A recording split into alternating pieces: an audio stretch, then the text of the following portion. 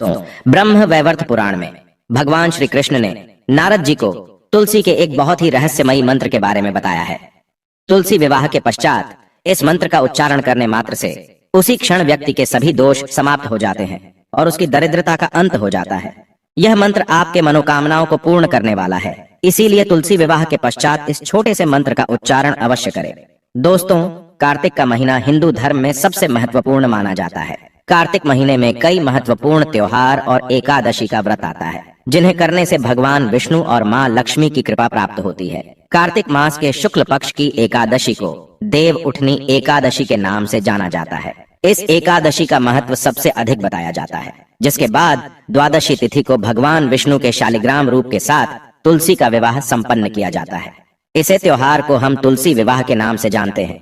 यह दिन सभी विवाहित दाम्पत्यों के लिए महत्वपूर्ण होता है। देव उठनी एकादशी के दिन भगवान विष्णु 4 महीने की योग निद्रा के बाद जागते हैं और तभी से सभी मांगलिक कार्यों की शुरुआत होती है। इसीलिए सबसे पहला मांगलिक कार्य भगवान विष्णु और तुलसी का विवाह किया जाता है। इससे जीवन में सुख समृद्धि आती है। दोस्तों, 23 नवंबर को देव उठनी एकादशी के दिन चतुर्मास की समाप्ति होती है। इसके बाद तुलसी शालिग्राम विवाह का आयोजन किया जाता है। तुलसी विवाह के दिन द्वादशी तिथि 23 नवंबर को रात 9:01 पर शुरू होगी और समापन 24 नवंबर को शाम 7:06 पर होगा। उदया तिथि के अनुसार तुलसी का विवाह इस बार 24 नवंबर को ही होगा। आज के इस वीडियो में हम आपको बताने जा रहे हैं तुलसी विवाह करने की सही विधि, तुलसी विवाह के दिन कौन से कार्य नहीं करने चाहिए, और जानेंगे तुलसी के पौधे में कौन कौन सी चीज बांधनी चाहिए, और जानेंगे तुलसी माँ का वह मंत्र जो मनोकामनाओं की पूर्ति करने वाला है। दोस्तों, ब्रह्म वैवर्त पुराण में वर्णित प्रसंग के अनुसार एक बार नारद जी ने भगवान श्री कृष्ण से पूछा, हे प्रभु, तुलसी भगवान नारायण की प्रिय है, इसीलिए परम पवित्र है। वह संपूर्ण जगत में पूजनीय है, परंतु इनकी पूजा कब करनी चाहिए, तुलसी जी का विवाह कैसे करना चाहिए तथा किस मंत्र का उच्चारण करने से ये देवी प्रसन्न होती है। इस प्रकार से नारद जी द्वारा पूछे जाने पर भगवान श्री कृष्ण ने उन्हें तुलसी पूजन तथा तुलसी विवाह के संबंध में महत्वपूर्ण ज्ञान दिया है, जो आप सभी को अवश्य जानना चाहिए। भगवान श्री कृष्ण कहते हैं, जिस घर की स्त्री नित्य तुलसी का पूजन करती है और उसे जल अर्पण करती है, उसके घर से दुख दरिद्रता कोसों दूर रहती है। उसके घर में सदैव ही देवी लक्ष्मी का वास रहेगा। जो लोग कार्तिक मास में तुलसी का विवाह संपन्न करते हैं, उनकी दरिद्रता का नाश होता है। जो मनुष्य कार्तिक महीने में श्री हरि विष्णु को तुलसी पत्र अर्पण करता है, वह 10,000 गायों के दान का पुण्य प्राप्त करता है। तुलसी के पूजन से जिसे पत्नी न हो उसे पत्नी मिल जाती है, जिसे संतान न हो वह पुरुष पुत्रवान बन जाता है, रोगी रोग मुक्त हो जाता है और भयभीत मनुष्य निर्भय हो जाता है, एवं पापी भी सभी पापों से मुक्त हो जाता है। कार्तिक मास में तुलसी का शालिग्राम के साथ विवाह करने पर दंपति जीवन में सुख शांति आती है। शास्त्रों के अनुसार तुलसी महालक्ष्मी की अवतार है, वहीं शालिग्राम को भगवान विष्णु का रूप माना जाता है। तुलसी का विवाह करते समय शास्त्रों में बताई गई विधि का ही पालन करना चाहिए, तभी यह विवाह संपन्न होता है। इससे घर में मां लक्ष्मी और भगवान विष्णु का चिरकाल तक वास रहता है। सबसे पहले जानते हैं तुलसी विवाह के दिन कौन से कार्य नहीं करने चाहिए। सबसे पहली बात है कि तुलसी विवाह के दिन घर को पूरी तरह से साफ और स्वच्छ रखे। घर में किसी भी प्रकार की गंदगी ना हो। तुलसी के पौधे के पास स्वच्छता रखे और रंगोली बनाकर उसे अच्छे से सजाए। अगर कोई महिला मासिक धर्म से है तो वह तुलसी की पूजा न करे। पुरुषों को तुलसी पूजा के दिन किसी भी प्रकार का नशा नहीं करना चाहिए और मांस मदिरा सेवन से बचना चाहिए। नशे की हालत में तुलसी के पौधे के पास भूल से भी न जाए, इससे तुलसी नाराज हो जाती है। यह एक अत्यंत पवित्र पौधा है। ऐसी तामसिक अवस्था में तुलसी के पास जाना पाप माना गया है। तुलसी विवाह के दिन पति पत्नी शारीरिक संबंध स्थापित ना करे। अगर ऐसा कोई अपवित्र कार्य किया है तो स्नान करके ही पवित्र होकर तुलसी का विवाह संपन्न करे। बिना स्नान किए तुलसी के पौधे के पास ना जाए और भूल से भी बिना नहाए तुलसी के पौधे को स्पर्श ना करे। इस दिन तुलसी के पत्ते ना तोड़े। एक दिन पहले ही तुलसी के पत्र तोड़कर रखे और फिर पूजा में इनका प्रयोग करे। तुलसी के पत्र तोड़ते समय तुलसी मैया से क्षमा मांगते हुए तोड़े।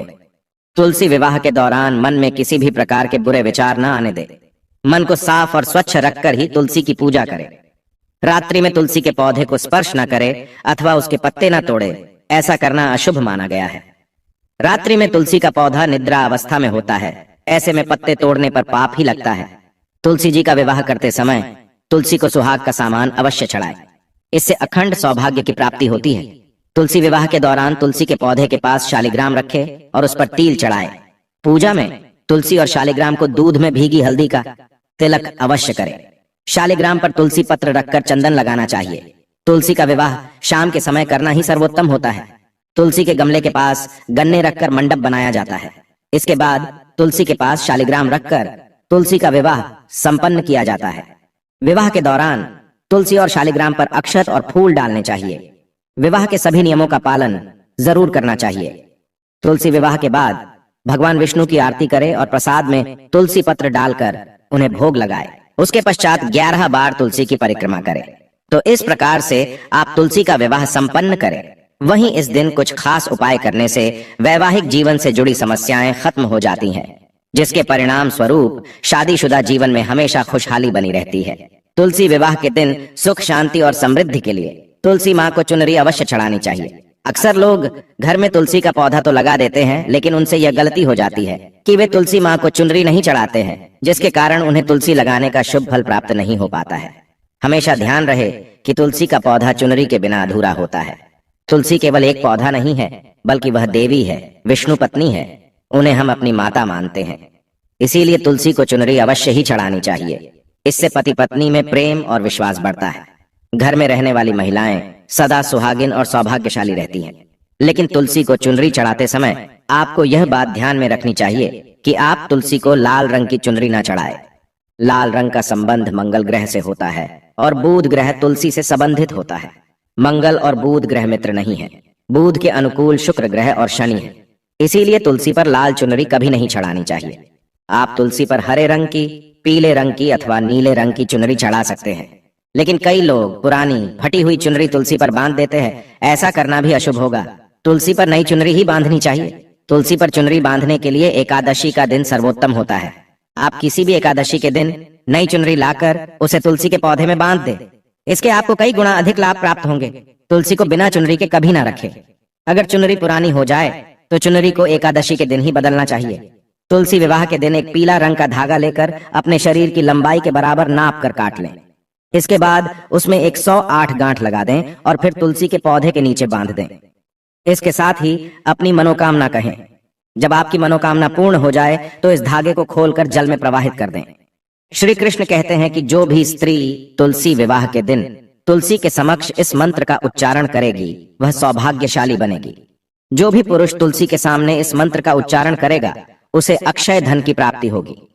तुलसी का यह मंत्र मंत्रराज कल्पतरु है। यह समस्त फलों को प्रदान करने वाला है।